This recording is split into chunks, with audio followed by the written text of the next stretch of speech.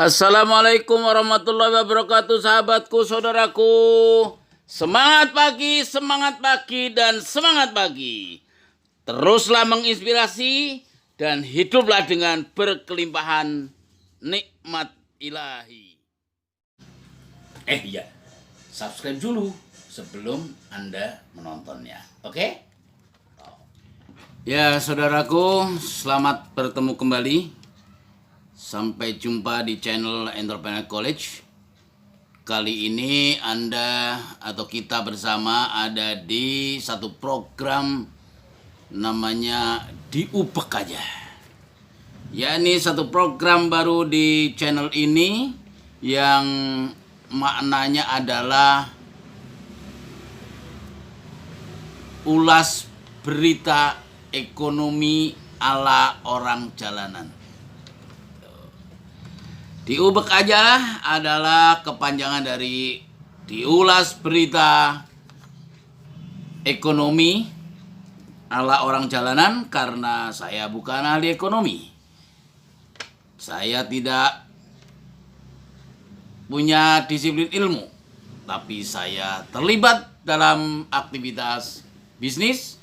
Saya pengusaha, saya berbisnis, saya terlibat dalam ekonomi, dan saya punya hak untuk ngomong apa aja tentang ekonomi, walaupun model anak jalanan. Nah, inilah namanya program Diubek Aja.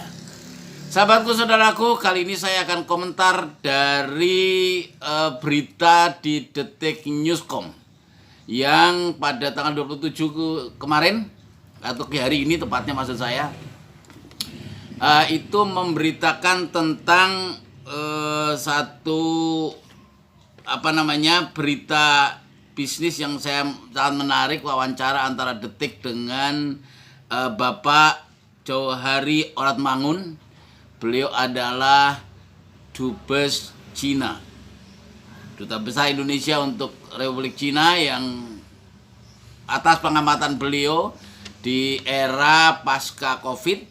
Di Detik ditulis beritanya adalah 4 bisnis ini diprediksi akan meroket usai pandemi. Jadi ada, menurut pandangan Bapak Johari Oratmangun yang melihat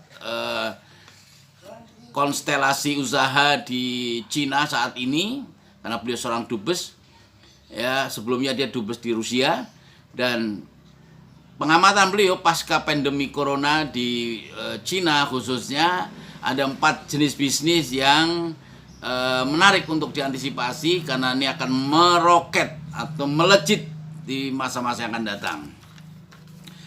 Bisnis yang pertama adalah terkait dengan gaya hidup. Ya, gaya hidup dan makanan sehat, termasuk herbal.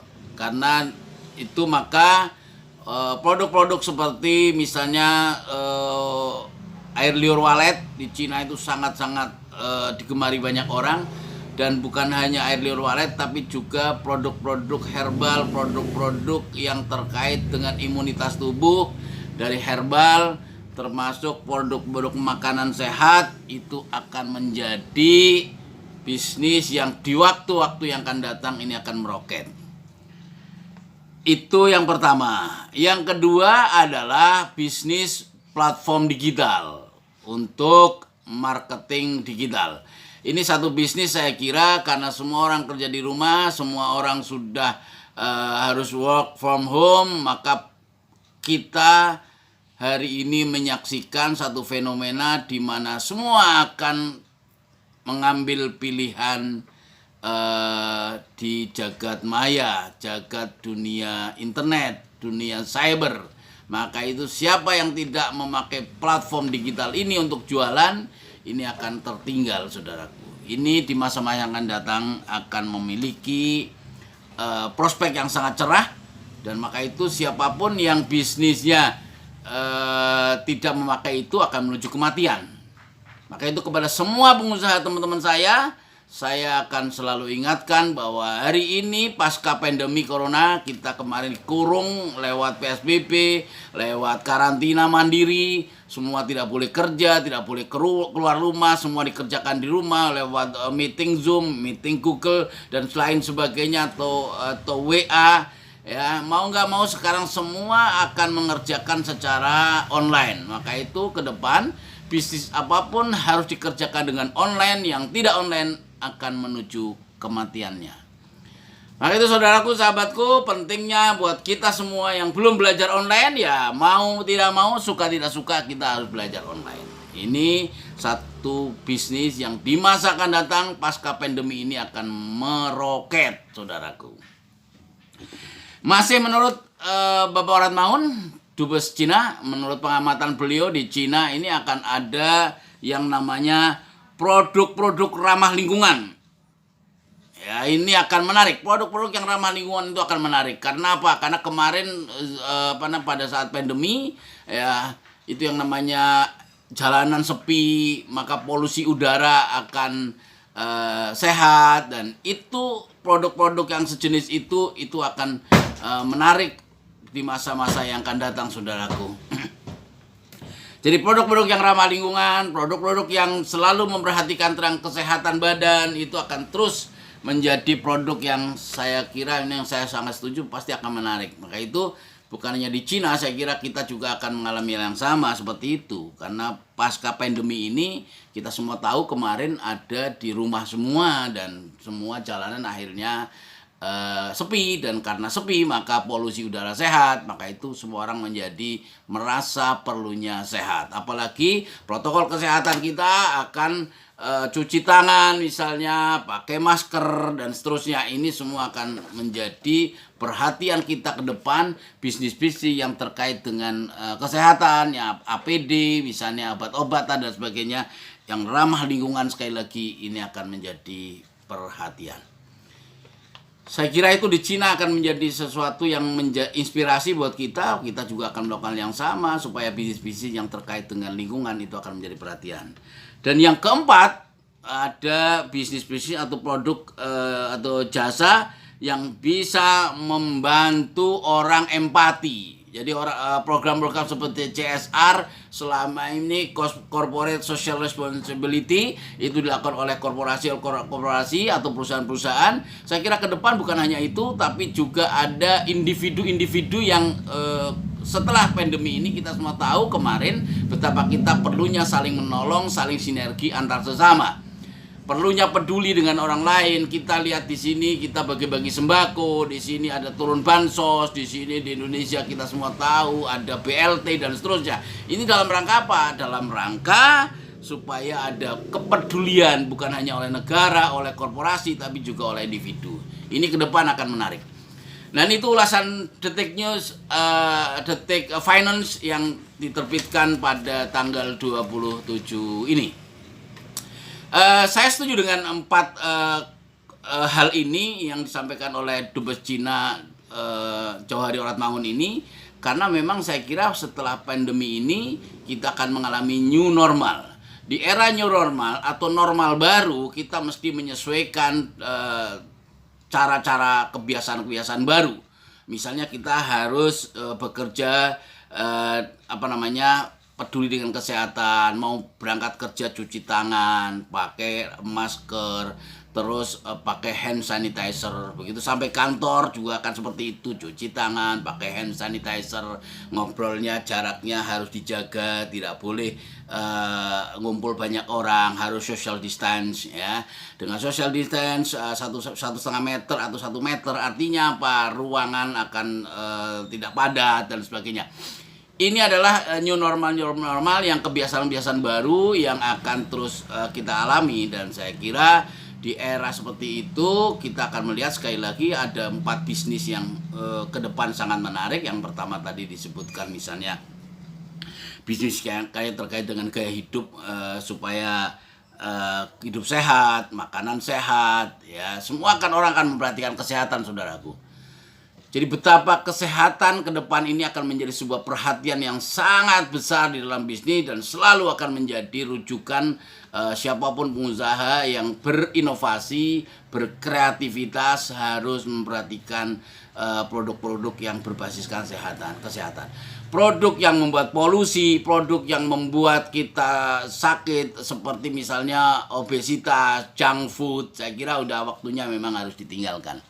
Ya, saya sudah lama tidak meminum model-model junk food atau seperti soda ya, yang seperti itu di minuman soda kan banyak di masyarakat ya, di toko-toko supermarket di mana-mana itu banyak produk-produk bersoda, itu sudah waktunya harus ditinggalkan. Produk-produk yang junk food ya, yang membuat kita obesitas ya, itu yang banyak insektisida dan sebagainya, misalnya ayam-ayam yang disuntik broiler dan sebagainya, disuntik seperti itu akan membuat tidak sehat ya.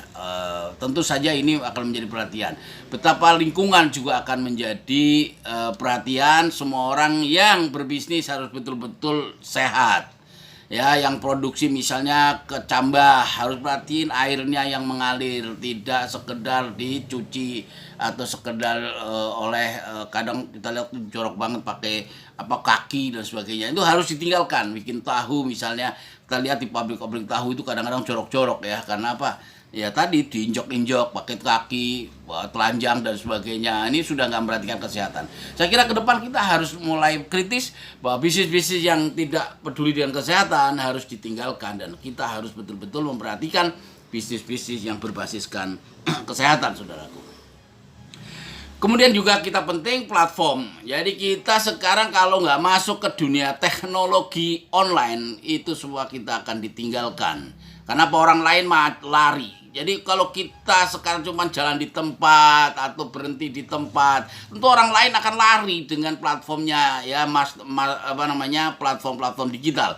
Maka itu seperti Bukalapak, Lazada, Shopee dan sebagainya, itu kan ke depan itu akan terus semakin melejit, dan semua saya kira dengan pendekatan-pendekatan yang mungkin masing-masing berbeda, tapi jangan lupa platform digital ini akan menjadi satu platform yang sangat-sangat menarik ke depan. Maka itu saran saya kepada orang-orang seperti saya yang usianya sudah di atas 40, maka yang ini kan orang-orang yang sudah malas belajar. Apalagi digital, kita harus belajar dari nol lagi. Masa belajar desain, belajar buka internet yang baru, model-model anak-anak muda, milenial. Nah, ini kadang kita males, maka itu harus tidak males lagi. Ya, suka tidak mau, kita suka tidak suka harus belajar. Maka menjadi generasi pembelajar dalam bisnis itu harus, saudaraku. Ya, saya juga harus belajar lagi bagaimana mengoperasionalkan handphone ya, yang tadinya kita tidak peduli bagaimana caranya fitur-fitur ini nggak paham. Akhirnya saya belajar juga ini sama anak-anak saya. Bagaimana caranya ngidupin Zoom, caranya download Zoom-nya seperti apa, caranya gimana. Itu saya belajar lagi kayak gitu-gitu ya. Bayangin setua ini harus belajar lagi kepada anak saya yang baru SD malah ya. Luar biasa ya, baru lulus SD kelas 6 saya belajar sama dia. Ya mau nggak mau, ini kondisi yang harus kita mau tidak suka kita harus alami. Jadi saudaraku, tidak perlu gengsi, tidak perlu malu kita untuk belajar, karena untuk menjadi pembelajar itu berarti kita siap untuk berubah, dan era ke depan perubahan itu pasti terjadi, dan hari ini perubahan itu sedang berlangsung pada bisnis kita. Siapapun yang bisnisnya manual, masih tetap tidak mau menggunakan elektronik, masih tidak mau menggunakan digital, masih tidak maunya cara-cara tradisional, saya jamin itu menuju kematiannya. Ya, jadi artinya apa? Kalau kita mau berkembang, kita harus maju, kita harus berpikir bahwa dunia kita sudah berubah, saudaraku. Dunia kita sudah tidak berjarak antar negara, itu sudah menyatu dalam satu laptop, dalam satu genggaman handphone. Ya, antar daerah, antar wilayah sudah tidak lagi dipisahkan oleh berbagai alasan yang dulu itu menjadi problem tersendiri. Hari ini jarak tidak ada masalah, saudaraku, karena semua sudah bisa diatasi lewat platform digital ini. Maka itu kepada saudara yang belum mengambil pilihan bisnis digital, saatnya kita harus belajar dan belajar lagi untuk bisnis digital. Kemudian ada produk-produk yang ramah lingkungan. Ini saya kira akan terus menjadi perhatian bersama. Produk-produk yang tidak peduli dengan lingkungan, yang mengotori lingkungan, yang bikin polusi, itu pasti akan pelan atau tidak pasti akan ditinggalkan. Maka itu saudaraku, siapapun pengusaha, siapapun produsen bisnis apapun, perhatikan lingkungan, perhatikan bisnis-bisnis Anda ya, yang kira-kira mengganggu lingkungan atau tidak. Maka itu penting sekali ke depan kita akan menemukan lingkungan yang sehat, karena di era pandemi kita belajar kemarin semua kerja di rumah, akhirnya jalanan sepi, polusi akhirnya tidak ada, dan itu sangat mengenakan saudaraku. Tidak bising, tidak macet dan sebagainya. Maka produk-produk yang oktannya rendah ya, seperti premium dan sebagainya, Pertalite, saya kira itu pelan pasti akan ditinggal oleh pemerintah, tapi akan ganti kepada yang oktannya tinggi, yang ramah lingkungan ya, seperti Turbo, Pertamax. Itu akan hati-hati, semua kita akan berubah ya. Di bensin misalnya, saya dengar di beberapa berita lain itu premium akan ditinggal, premium akan diganti Pertalite karena oktannya rendah, dan itu mengganggu lingkungan masih, dan akan diganti dengan bisnis-bisnis produk-produk yang beroktan tinggi seperti Pertamax, Turbo dan seterusnya ya, karena apa, itulah bisnis yang lebih ramah lingkungan, dan lain-lain juga masih banyak lagi. Hati-hati, kita semua pasti harus mengantisipasi perubahan-perubahan zaman yang ke depan, terus harus kita antisipasi. Dan yang terpenting juga saya kira yang keempat ini perlu direnungkan bersama, produk-produk atau ada sebuah perubahan pola hidup, yakni bahwa kita akan lebih peduli dengan sesama, kita akan lebih peduli kepada lingkungan, sehingga yang dulu hanya social responsibility atau CSR-nya perusahaan, sekarang sudah muncul individu-individu yang peduli. Makanya harus terjadi sinergi, yang kaya menyantuni yang lemah ya, yang lemah juga bisa bekerja sama dengan yang mampu dan seterusnya. Ini tuh apa? Untuk bisa terjadi saling peduli antar sesama. Itulah saudaraku, saya kira ubek aja ulasan berita ekonomi ala orang-orang jalanan, dan kita hari ini mengulas bagaimana 4 jenis bisnis setelah era pandemi ini. Mudah-mudahan ulasan tanpa referensi akademik ini menjadi sebuah renungan bersama. Ada manfaatnya silakan dipakai. Kalau tidak ada, skip aja. Kita pakai akal sehat saja. Yang penting mudah-mudahan bermanfaat, mudah-mudahan memberi inspirasi, dan terus menikmati karunia ilahi dengan rasa syukur. Itulah sahabatku, saudaraku. Sampai ketemu lagi pada ubek-ubek berikutnya, berita-berita ekonomi berikutnya, yang kita akan kasih ulasan, yang akan kita kasih komentar. Terserah komentar Anda suka atau tidak, tapi inilah yang bisa saya katakan, sehingga ala orang-orang jalanan tentu ini menjadi referensi tersendiri. Jika ada manfaatnya silakan bisa dipakai, kalau tidak bermanfaat maka di skip saja. Yang penting Anda terus menonton supaya channel ini terus hidup, memberi inspirasi, Anda terupdate dengan program-program kita. Jangan lupa subscribe ya, like dan berikan komen-komen supaya kami baca, kami mendapat inspirasi apapun yang Anda inginkan untuk dikomentari, berita-berita seperti apa yang bisa diupdate untuk kita bersama di channel ini. Terima kasih sahabatku, saudaraku. Assalamualaikum warahmatullahi wabarakatuh.